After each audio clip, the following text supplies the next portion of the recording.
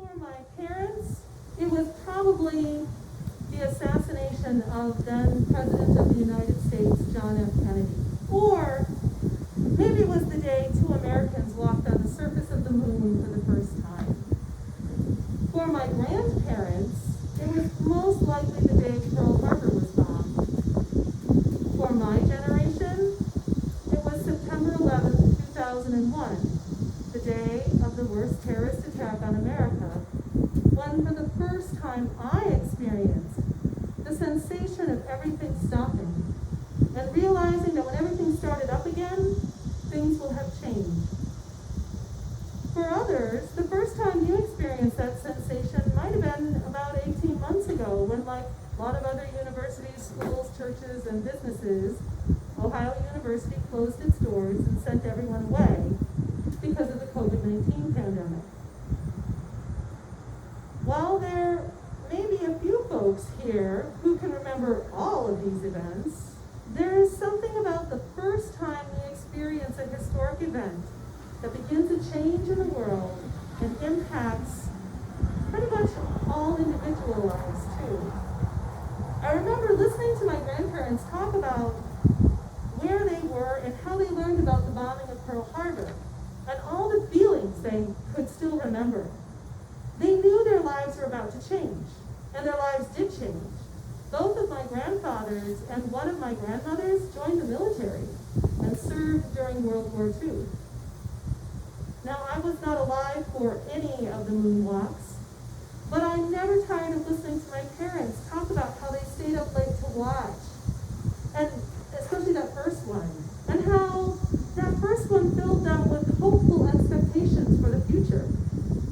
I also listened when they talked about where they were and how they learned about the assassination of President Kennedy, and how that loss was so deep it was felt throughout not just our country, but through the world.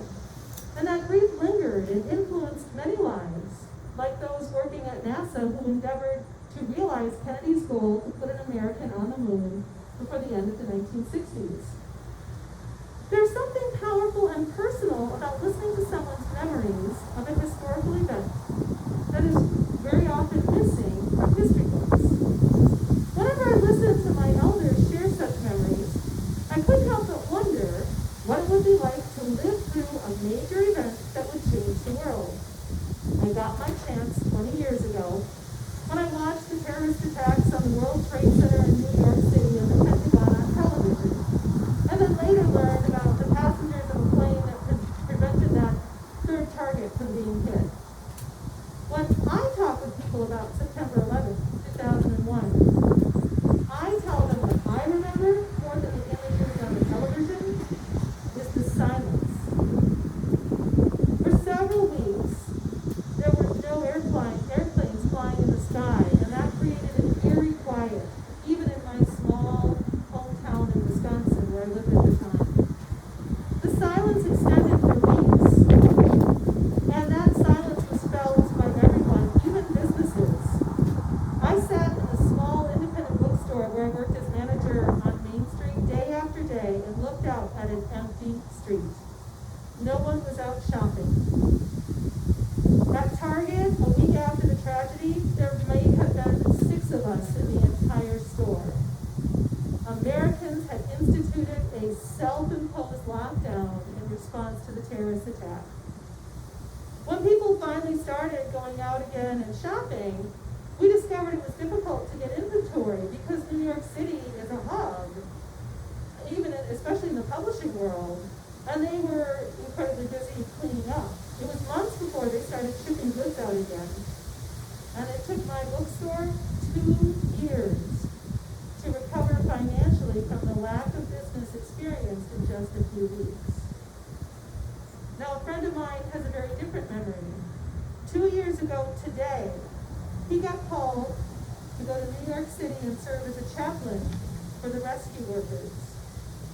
He was an ordained deacon in the Episcopal Church, and he also worked with the FBI. Like many rescue workers, he worked out of Trinity Episcopal Church on Wall Street, and he spent day after day after day just listening to people, praying with people, and helping the people of New York City through the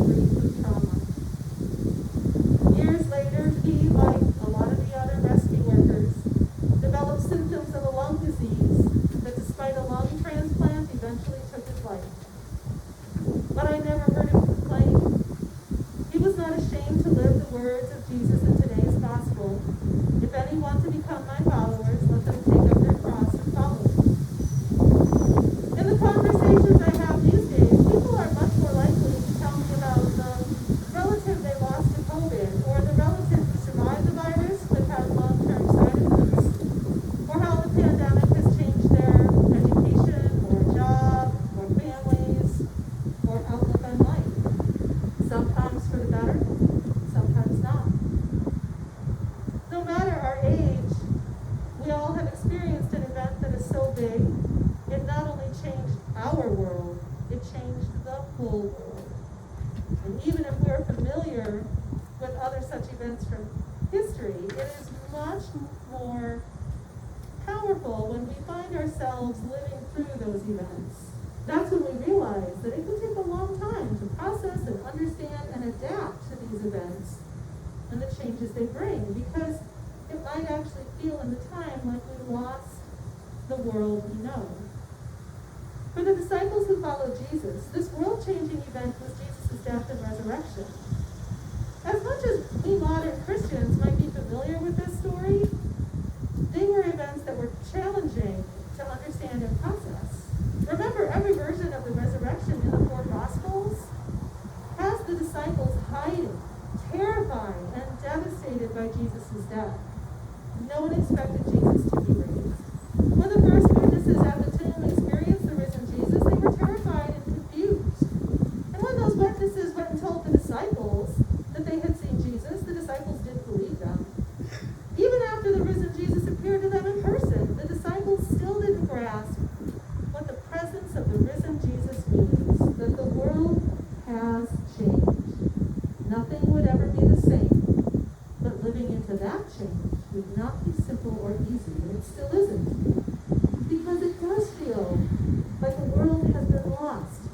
And that makes it difficult to see the life that Jesus promises and gives on that other side of loss through the resurrection life that he talks about in today's gospel. And that might be why all four of the Gospels have a moment where in the narrative of Jesus' ministry, it turns from miracles and parables to Jesus' teaching that he is going to die and rise again, like we heard in Mark's Gospel just a moment ago.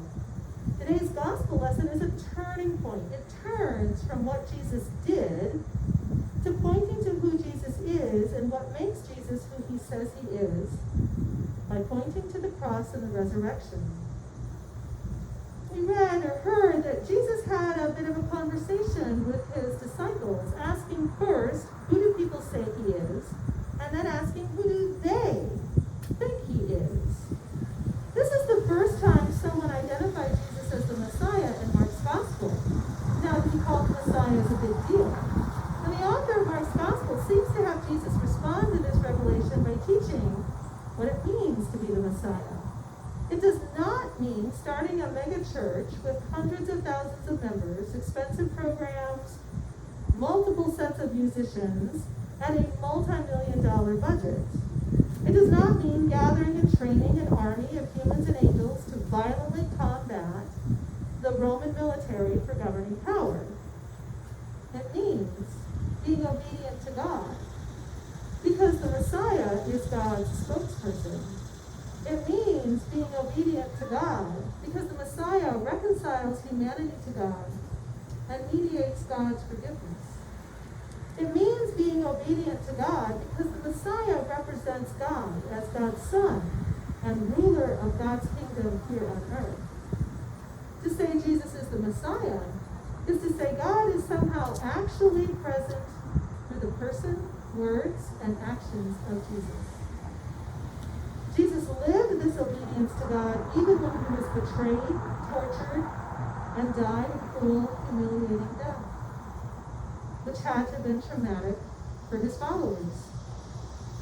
And when it must have felt like their world had stopped turning, when for them an eerie silence like the one I remember from 20 years ago fell around them, throbbing with the absence of Jesus, well, that's when Mary Magdalene came barging in to say Jesus indeed is risen.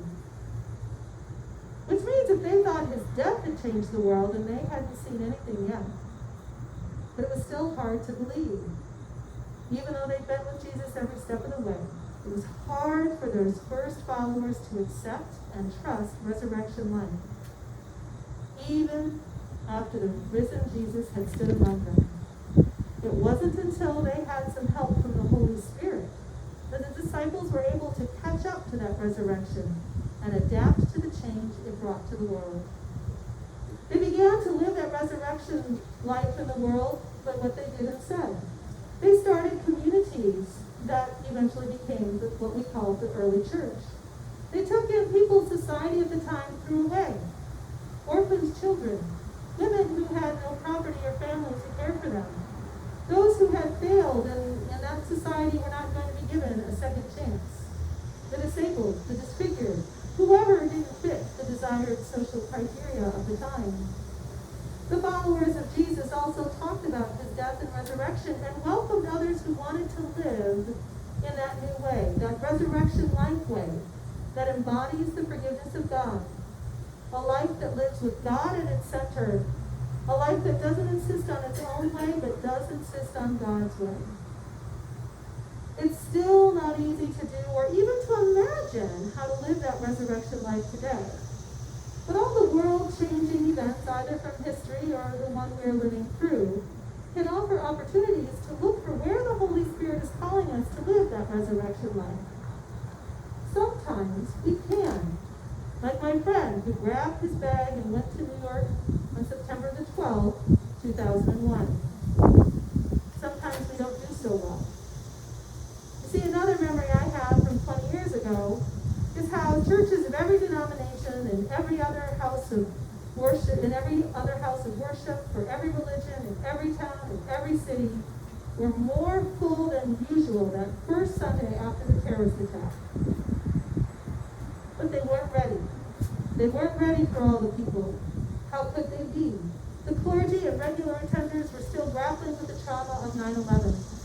And sometimes it just gives comfort to ignore the feelings there just hasn't been time to process and proceed with business or liturgy as usual. In those times, it can be hard to imagine that others are going to come to church for comfort and hope. So, on that day, there weren't enough worship bulletins for all the people in church. Most sermons and reflections preached that day did not mention the feelings people were struggling to process, nor suggested how to respond to those feelings. There were very few special prayers that day for the dead, the lost, the grieving, the rescue workers. Not many musicians or organists had changed the hymns that they had prepared for the week. There wasn't much discussion on how Christians might respond to the attack, and very little discernment for where the Holy Spirit was calling. Now, I'm not trying to disparage some of the churches that did. I'm just saying overall, this was the case. So it shouldn't be as surprising as it was that the following Sunday, those same churches, synagogues, temples, and mosques were even less full than they had been before 9/11. Sometimes we expect too easy of answers for deeply complex issues too soon. Sometimes we're disappointed and we seek comfort in other places. Sometimes it's just hard to see resurrection life or even have the strength or the heart to look for it, especially when we're focused on human things, like Jesus mentioned in the gospel. But today, I can see how the church has changed.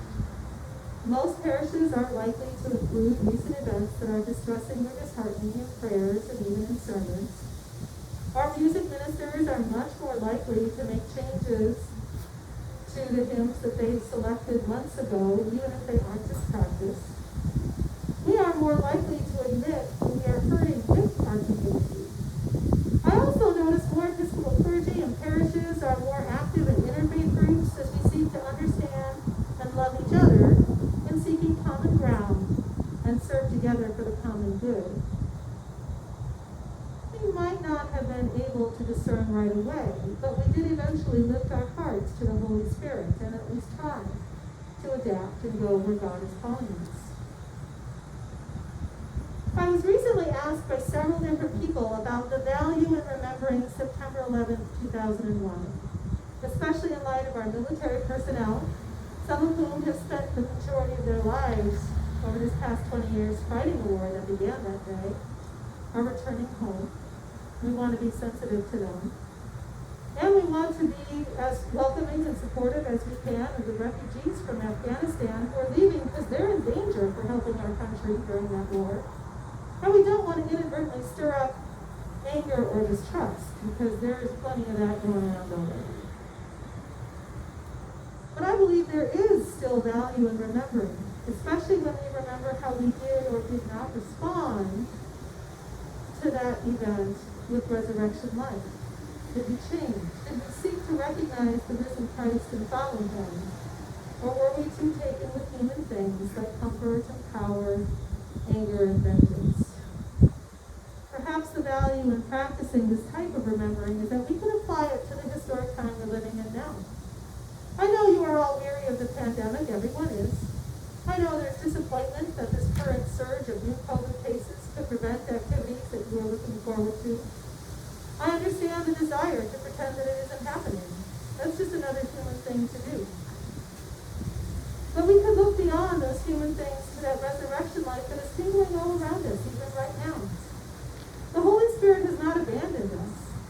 There are ways that we can adapt. We can change. That change doesn't have to be perceived as a failure. It can be recognized as a life-giving gift from God. It might also be perceived as that same obedience of Jesus will force us to take up our cross and follow him, to seek not the human things of this world, but the resurrection life that gives hope to the world, even when it is changing.